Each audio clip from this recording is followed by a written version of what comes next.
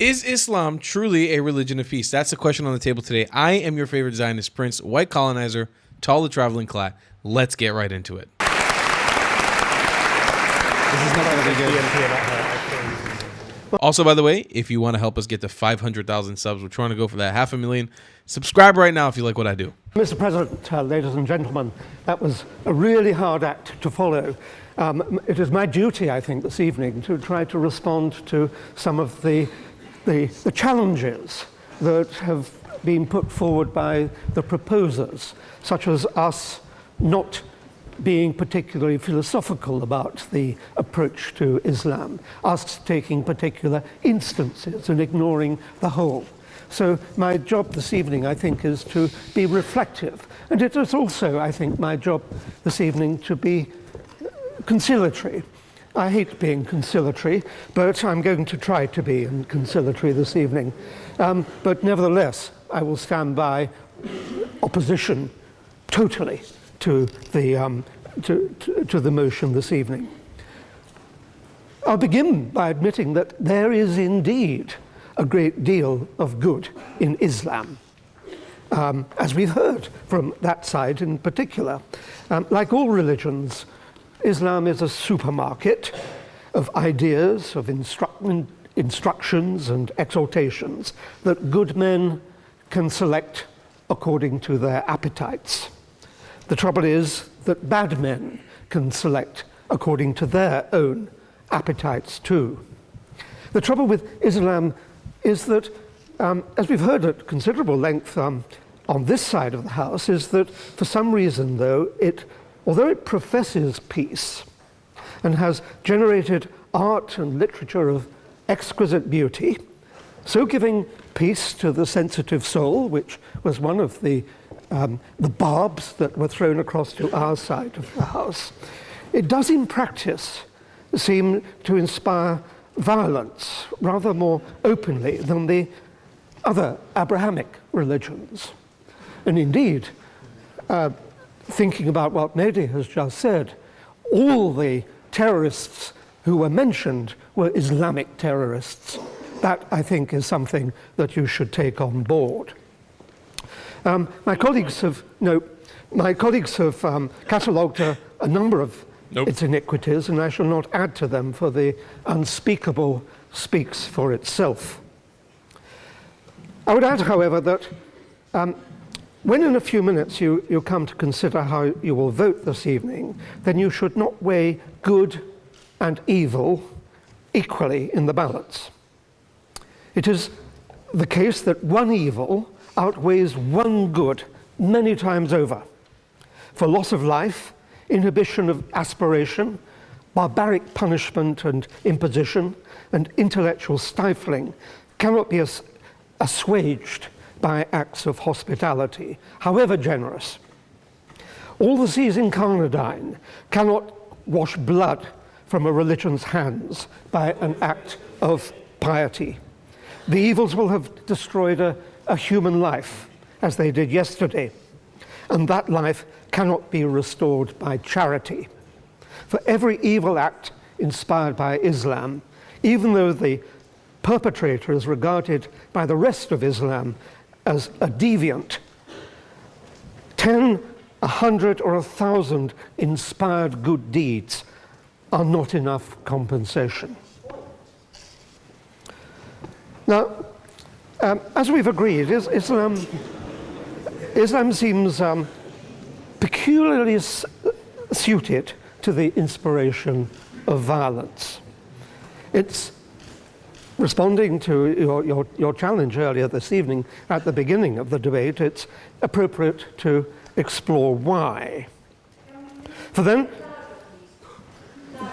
no, I can't.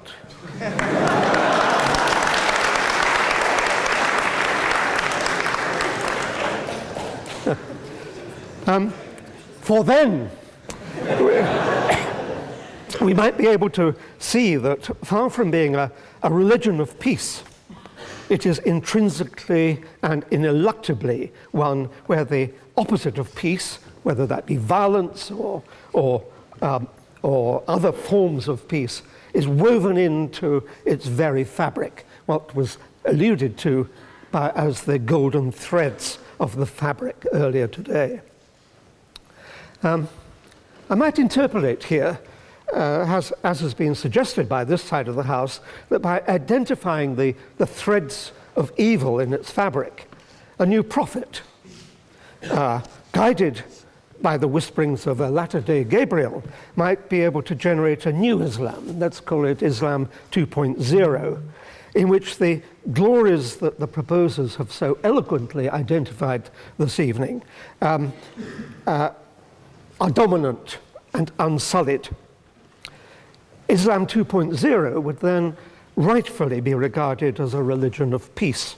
But tonight we have before us only Islam 1.0, and it is that version that you must base your judgment on. The West, I will, in order to be conciliatory, the West is perhaps a tiny degree responsible. I will refer to the West and accept some responsibility for the excesses of Islam, but not for its intrinsic character. The West, with its liberal and encouraging attitude towards fellow man and man's intellectual achievement, has perhaps been too hasty in its aim to share its enlightenment. That impatient haste has been perceived as cultural imperialism and has fanned the embers of discontent into sometimes flaming hatred. The West's joy at stumbling into the Enlightenment and its impatient zeal to liberate minds and share personal liberty as soon as possible has perhaps encouraged the seeds of evil in Islam to flourish. But Islam itself must take responsibility for those seeds. It would be a brave man, of course, who said anything against the purity and brilliance of the Prophet, of course, and I must vehemently dissociate myself from the views of the infidel scholars that I am about to share. There are three issues that those disgraceful and disrespectful Enlightenment liberated scholars so scurrilously identify. One is that Muhammad, if it is in fact true that he ever existed, was a robber baron, perhaps a psychopath, possibly a schizophrenic, and certainly a warrior who made his pronouncements in time of war. Although, of course, none of that can possibly be true, were it to be true, it would account for the bloodthirsty surahs that pervade the Quran and are found in the Hadiths, and the sense that copious bloodshed is the characteristic of a prophet. We only have to look to the modern mafia, the same scurrilous scholars say, to see how control is exercised by barbarity. My second issue is to remind you that if you take the view that the litmus test of the propagation of peace is the adoption of the Universal Declaration of Human Rights, then Islam, in the view of many of those same scurrilous scholars, is a desert. Article 1 says that all human beings are born free and equal in dignity and rights. Islam, think of the misogyny of Islam. Take Article 5. No one shall be punishable by torture or cruel punishment. Contrast that with Islam's indulgence in amputation, stoning, and flogging. And genital mutilation. Article 18. Everyone has the right of freedom of thought, conscience, and religion, and may choose their religion. Contrast that with the punishment for apostasy in Islam, which is death. Point of information. No. My third and final, and I think most important point, is that if you take the view that peace stems from a reflective ethics that acknowledges changing times, then Islam, based as it is on the frozen, unquestionable statements of the Quran, is wholly alien to intelligent, rational, reflective civilization. point of information. Nope.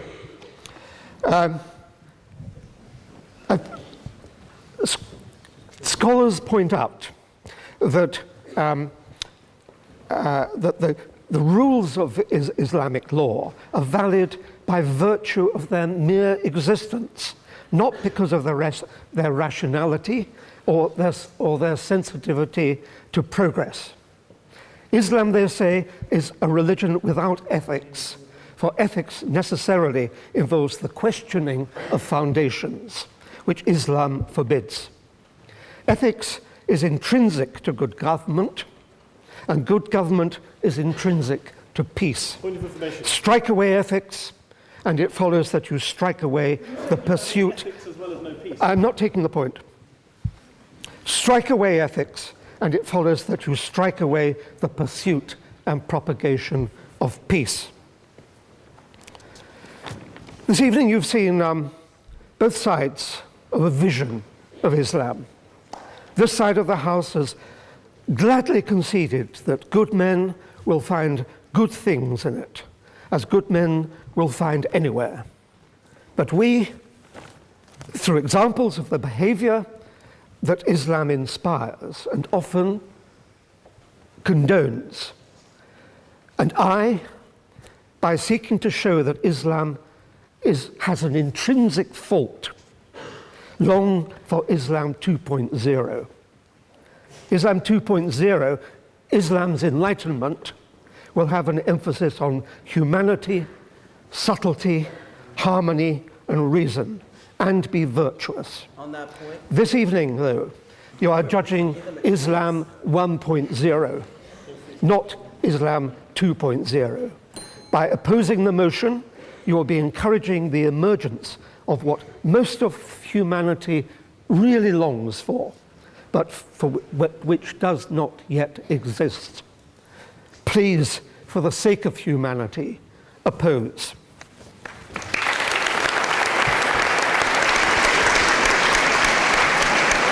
I hate how much he was interrupted because it genuinely got in the way of him making some points, and then he would stutter, and it became hard to follow exactly the point of what he was saying.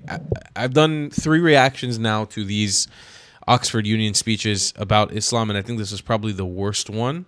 And it's not to talk badly about him. It was the most interruptions, and it was the hardest to follow along.